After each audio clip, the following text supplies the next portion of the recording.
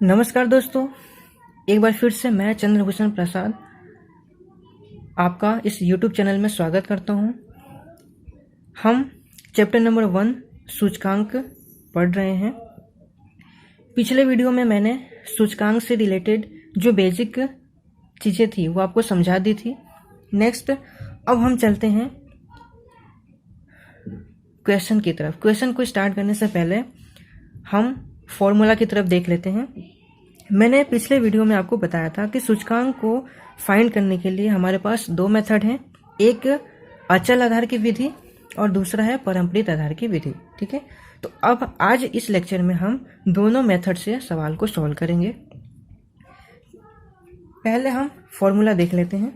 अचल आधार की विधि, जिसमें मैंने आपको बताया हुआ है कि अचल आधार की विधि में जो आधार वर्ष होता है वो चेंज नहीं होता, हमेशा फिक्स होता है। ठीक है, तो I इक्वल्स टू चालू वर्ष का मूल्य अपॉन आधार वर्ष का मूल्य into 100, P1 upon P0 into 100।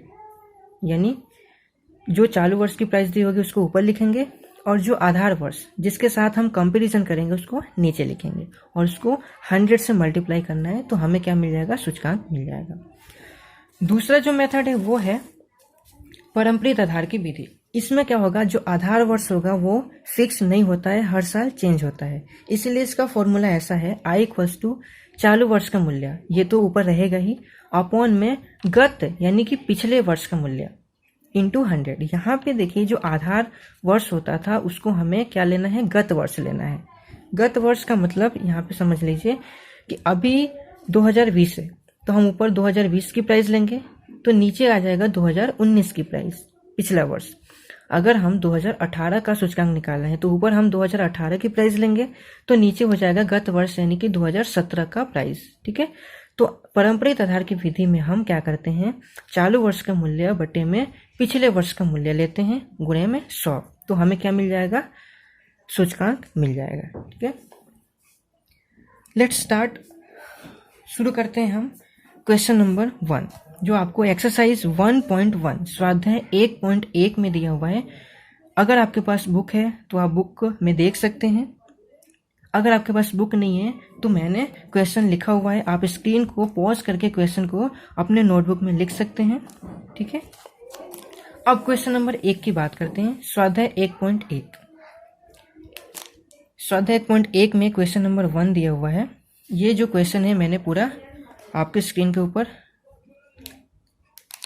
लिखा हुआ है, आपको पूरी तरह से दिखाई दे रहा होगा। आप वीडियो को पॉज करके इस क्वेश्चन को नोट कर लीजिए। मैं क्वेश्चन को आपको समझा रहा हूँ, तो पहले हमें क्वेश्चन को समझना जरूरी है। एक बार क्वेश्चन समझ में आ गया तो हम तुरंत उसको सॉल्व कर सकते हैं। क्वेश्चन में ऐसा लिखा हुआ है कि एक शहर के कारखाने में कार्यरत कारीगरों के समूह का वर्ष 2008 से 2015 तक औसत वेतन विषयक सूचना दी गई है। किसका डेटा दिया हुआ है? तो जो कारीगर, जो वर्कर काम करते हैं, ठीक है, उनका औसत वेतन, उनकी जो सैलरी कितनी है, एवरेज सैलरी, उसकी जो इन्फॉर्मेशन दी गई है, कितने सालों की दी गई है? तो 2008 से लेकर 2015 तक की इन्फॉर्मेशन दी गई है। ठीक है, अब इस पर से हमें क्या निकालना है? तो पहला क्वेश्चन है अचल आधार की विधि से सूचकांक निकालना है, और आधार वर्ष किसको लेना है? 2008 को लेना है। यानी कि 2008 से 2015 तक हम हर वर्ष का सूचकांक निकालेंगे, उसमें बेज किसको लेंगे? बेज लेंगे 2008 को। ठीक है, दूसरा है परम्परित आधार की विधि से सूचकांक निकालना है, और तीसरा क्वेश्चन है कि वर्ष 2011 से वर्ष 2013 के दैनिक औसत वेतन की औसत को आधार मानकर अचल आधार द्वारा सूचकांक ज्ञात कीजिए। इसमें हमें क्या करना है? अचल आधार की विधि से ही सूचकांक निकालना है, लेकिन वो किसको मानना है? हमें आधार वर्ष किसको मानना है? तो वर्ष 2011 से 2013 का जो औसत आएगा उसको मानना है। पहले में क्या दिया हुआ है कि 2008 को आधार मानना है। ठीक है, सिंपली यहाँ पे दिया हुआ है, यानी एक ही वर्ष दिया है उसी को हम आधार मानेंगे। लेकिन तीसरे क्वेश्चन में क्या दिया हुआ है? 2011 से 2013, यानी ये 3 वर्षों का जो औसत आएगा, एवरेज आएगा, उसको हमें बेस मानना है, आधार मानना है, और अचल आधार की विधि से सूचकांक निकालना है। तो यहाँ पे देखो हमें 3 क्वेश्चन सॉल्व करने हैं। इसी क्वेश्चन में टोटल 3 क्वेश्चन दिए हुए हैं। तो सबसे पहले अब हम सॉल्व करेंगे अचल आधार की विधि से, ठीक है। पहले क्वेश्चन आप देख लीजिए, क्वेश्चन में दिया क्या है। ये क्वेश्चन है, वर्ष दिया हुआ है 2008, 9, 10, 11, 12, 13, 14, 15 और दैनिक औसत वेतन एवरेज सैलरी रुपए में दी गई है। हर साल की जो सैलरी दी गई है यहाँ पे देख सकते हैं आप, ठीक है। अब इस क्वेश्चन के ऊपर से हम सॉल्व करेंगे। पहला मेथड हम लेते हैं अचल आधार की विधि से सूचकांक निकालना। चलिए फ्रेंड्स, ये क्वेश्चन मैंने लिखा हुआ है। पहले कॉलम में वर्ष, दूसरे कॉलम में दैनिक वेतन जो क्वेश्चन में दिया गया है, ठीक है। अब हम तीसरा कॉलम बनाएंगे सूचकांक निकालने के लिए। सूचकांक का फॉर्मूला है I = P1/P0 × 100। P1 का मतलब होता है चालू वर्ष का मूल्य और P0 का मतलब होता है आधार वर्ष का मूल्य। हमें आधार किसको लेना है? वर्ष 2008 के मूल्य को, यानी कि 275 रुपये को हमें क्या मानना है? आधार मानना है, ठीक है। अब हम हर साल का सूचकांक निकालेंगे, ठीक है। अब 2008 की बात की है तो देखो, जब भी हम सूचकांक निकालते हैं तो पहला जो वर्ष होता है, वो पहले वर्ष को हमें आधार लेना है। तो पहले वर्ष का जो सूचकांक होगा वो हमेशा 100 होगा, हमेशा 100 होगा। 100 क्यों होगा? क्योंकि चालू वर्ष भी कितना है? 275 रुपये, और आधार भी कितना लेना है हमें? आधार भी इसी साल को लेना है, यानी 275। तो अगर हम फॉर्मूला में रखेंगे, क्या लिखेंगे? चालू वर्ष का मूल्य 275 बटे में आधार वर्ष का मूल्य 275 इंटू में 100, तो ये कट जाएगा, बचेगा कितना? 100 बचेगा, ठीक है। तो हमेशा पहले जो साल दिया रहेगा, पहले साल का सूचकांक 100 होगा, अगर पहले साल को हम क्या मानते हैं? आधार मानते हैं तो, ठीक है। दूसरा साल लेते हैं 2009। अब 2009 के लिए चालू वर्ष क्या कहलाएगा? 2009 कहलाएगा। तो चालू वर्ष की प्राइस कितनी हो जाएगी? 284 रुपये। 2009 की सूचकांक की बात करें तो ये हमारे लिए क्या हो गया? चालू वर्ष हो गया। और आधार वर्ष क्या दिया हुआ है? 2008। तो चालू वर्ष का मूल्य कितना है? 284, और आधार वर्ष का मूल्य कितना है? 275। यहाँ पे आधार वर्ष जो है सबके लिए कितना होगा? 275 ही होगा, क्योंकि यह अचल आधार की विधि है, ये फिक्स्ड है, ये चेंज नहीं होने वाला, ठीक है। तो 284 बटे 275 इंटू 100, तो इस साल का सूचकांक आ गया आपका 103.27, ठीक है। आप कैलकुलेटर से सॉल्व कर सकते हैं। तीसरा साल 2010, चालू वर्ष की प्राइस कितनी है? चालू वर्ष का जो वेतन है वो कितना है? 289 रुपये, और आधार वर्ष 275 रुपये इंटू 100। कैलकुलेशन करेंगे, कैलसी से निकाल लीजिए, 105.09 आएगा। 2011 में चालू वर्ष का जो मूल्य है वो है 293, और आधार वर्ष कितना हो जाएगा अपना? 275 हो जाएगा इंटू 100, ठीक है।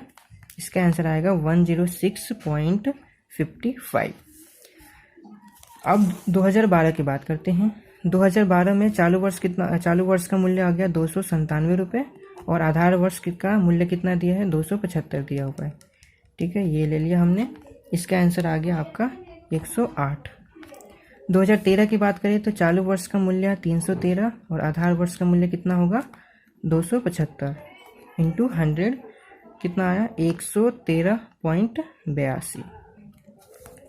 2014 में चालू वर्ष का मूल्य 328 बटे में 275 आधार वर्ष इंटू 100, ये इसको सॉल्व करेंगे तो आएगा 119.27। लास्ट 2015 का चालू वर्ष का मूल्य कितना दिया है? 345 रुपये। आधार वर्ष का कितना हो जाएगा? 275 इंटू 100, तो इसका आंसर आएगा 125.45। तो फ्रेंड्स, आपको पूरी तरह से समझ में आ गया होगा। करना क्या है? हमें फॉर्मूला लिखना है I = P1/P0 × 100। P1 यानी क्या? चालू वर्ष का मूल्य, P0 यानी आधार वर्ष का मूल्य। अब हर एक सालों में हम आधार वर्ष किसको लेंगे? 2008 को लेंगे, यानी सबके बटे में क्या हो जाएगा, 275 हो जाएगा। और चालू वर्ष यानी कि 2009 के लिए 284, 2010 के लिए 289, 2011 के लिए 293, ये क्या हो जाएगा, आपका चालू वर्ष हो जाएगा। तो चालू वर्ष बटे में आधार वर्ष इंटू 100 हम सब में मान रख करके आंसर ला देंगे। ठीक है, तो ये था अचल आधार की विधि से सूचकांक निकालना। आई होप कि आपको ये क्वेश्चन पूरी तरह से समझ में आ गया है। अगर भी थोड़ी कोई डाउट है तो कमेंट सेक्शन में जाकर आप कमेंट कर सकते हैं, मैं उसका रिप्लाई दे दूंगा। अब हम चलते हैं दूसरे मेथड की तरफ। इसी क्वेश्चन को अब हमें सॉल्व करना है पारंपरिक आधार की विधि से। ठीक है, दूसरा जो मेथड है वो पारंपरिक आधार की विधि से हमें निकालना है। अब पारंपरिक आधार की विधि का जो फॉर्मूला है P1 यानी कि चालू वर्ष का मूल्य बटे में हमें क्या लेना है, गत वर्ष का मूल्य, पिछले वर्ष का मूल्य लेना है। तो चालू वर्ष का मूल्य बटे में पिछले वर्ष का मूल्य इंटू 100। ठीक है, अब 2008 इसके पीछे दिया हुआ है, नहीं इसके पिछला साल कुछ नहीं है, तो पहले वर्ष का जो पारंपरिक आधार का सूचकांक आएगा वो भी क्या आएगा, 100 आएगा। ठीक है, पिछला साल हमें दिया गया नहीं है तो हम क्या लेंगे, 100 लेंगे।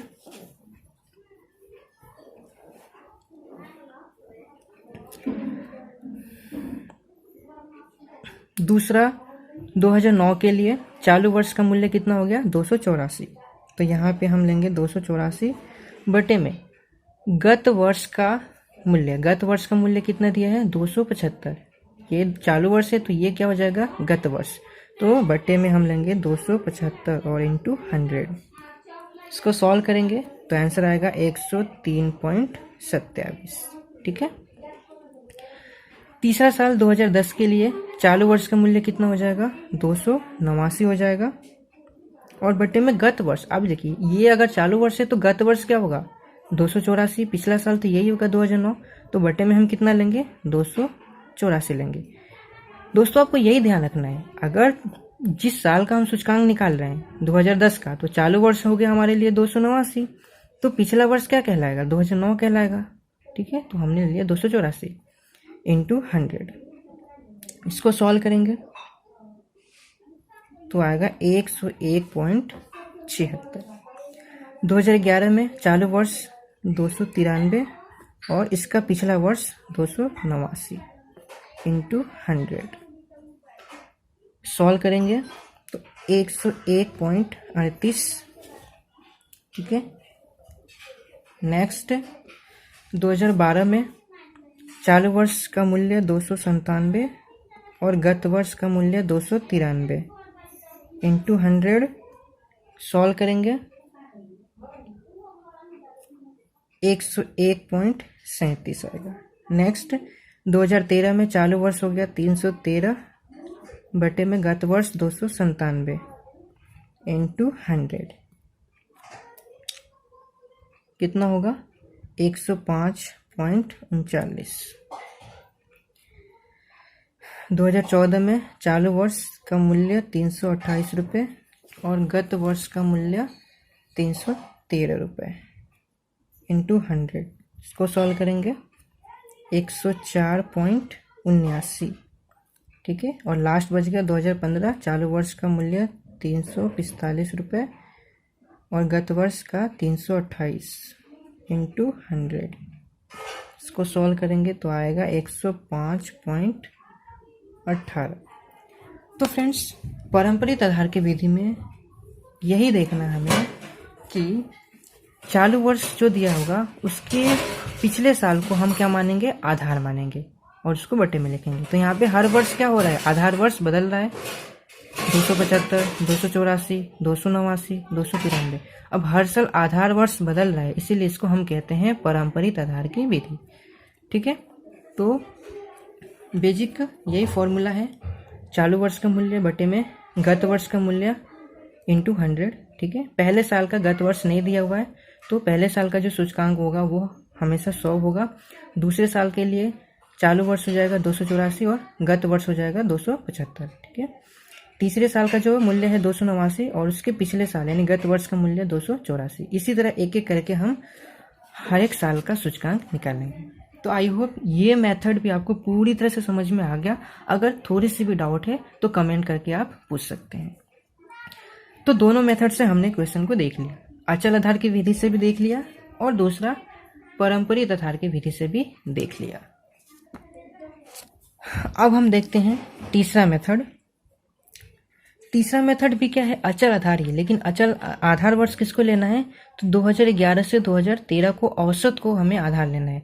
तो हमने क्या किया, तीनों को टोटल करके तीनों का एवरेज निकाल लिया। अब यहाँ पे देखिए 2011 से 2013, ठीक है 2011। अब 2011 में देख लीजिए फ्रेंड्स, 2011 की जो सैलरी है 293, 12 की 297 और 13 की 313। हमने क्या किया, तीनों का टोटल किया।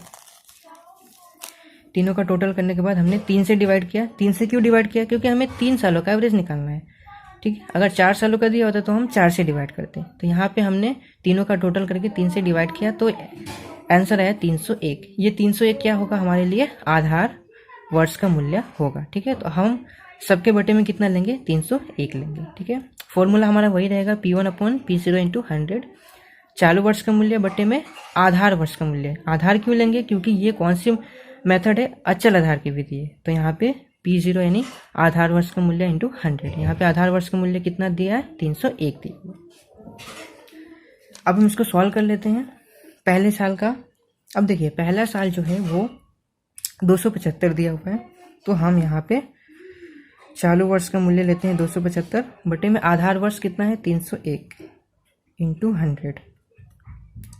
उसको सॉल्व करेंगे तो आएगा 91.36। यहाँ पे हमने 100 क्यों नहीं लिया, तो देखिए फ्रेंड्स यहाँ पे हमारे लिए आधार वर्ष पहले से दे के रखा है कि आधार वर्ष का मूल्य 301 है। पहले सवाल में क्या था, 2008 को ही हमें आधार वर्ष लेना था, यानी सेम था, चालू वर्ष भी 275 था और आधार वर्ष भी 275 था, इसके लिए 100 आया। लेकिन यहाँ पे चालू वर्ष 275 है और आधार वर्ष का मूल्य 301 है, दोनों अलग अलग है, इसलिए 100 नहीं आएगा। दूसरे साल 2009 में चालू वर्ष का मूल्य हो गया 284 और आधार वर्ष का कितना लेंगे, 301। तो सभी के बटे में हम क्या लेंगे, 301 लेंगे, ठीक है। अब हम इसको सॉल्व कर देंगे, ठीक है। मैं पहले सबका कीमत लिख दूं, लिख दिया। यहाँ पे चालू वर्ष का 293 और आधार वर्ष का 301, ठीक है। यहाँ पे 297 बटे में 301 × 100, 313 बटे में 301 × 100। यहाँ पे 328 चालू वर्ष का मूल्य, आधार वर्ष का मूल्य 301 × 100 और लास्ट आपका हो गया ये चालू वर्ष का मूल्य 345 बटे में 301 × 100, ठीक है। अब आप कैलसी से सॉल्व कर लीजिए इसको। इसका आएगा 94.35, इसका आएगा 96.01, इसका 97.34, 98.67। इसको सॉल्व करेंगे तो 103.99, इसका आंसर आएगा 108.97 और इसका आंसर आएगा 114.62। आई होप ये थर्ड मेथड भी आपको पूरी तरह से समझ में आ गया। वैसे मेथड तो दो ही है, अचल आधार की विधि और पारंपरिक आधार की विधि। अचल में जो आधार वर्ष दिया होगा वो फिक्स रहेगा, तो सबके बटे में वही लेंगे। पारंपरिक में क्या होगा, सबके बटे में आधार वर्ष अलग होगा, हमें पिछले वर्ष को आधार मान करके करना है, ठीक है। तो ये पहला क्वेश्चन पूरा हुआ। यहाँ पे 3 तरीके से क्वेश्चन का आंसर लाना था हमें, हमने तीनों मेथड अप्लाई करके आंसर ला दिया। क्वेश्चन नंबर जो 2 है सेम क्वेश्चन नंबर 1 के जैसा ही है, तो वो आप होमवर्क में करेंगे। आपके पास बुक है तो बुक से आप क्वेश्चन नंबर 2 को सॉल्व कर लीजिए। अगर आपके पास बुक नहीं है तो स्क्रीन के ऊपर क्वेश्चन नंबर 2 दिया हुआ है, उसको नोट डाउन कीजिए और घर पे सॉल्व कीजिए, ठीक है। अगर कोई डाउट हो तो कमेंट करके आप पूछ सकते हैं। जाने से पहले मैं आपको यही कहूँगा, आप इस चैनल को सब्सक्राइब कीजिए, जिससे आपको आने वाले अपडेट के बारे में पता चल जाए। वीडियो को लाइक कीजिए और ज़्यादा से ज़्यादा हो सके अपने फ्रेंड सर्कल में शेयर कीजिए। Thank you.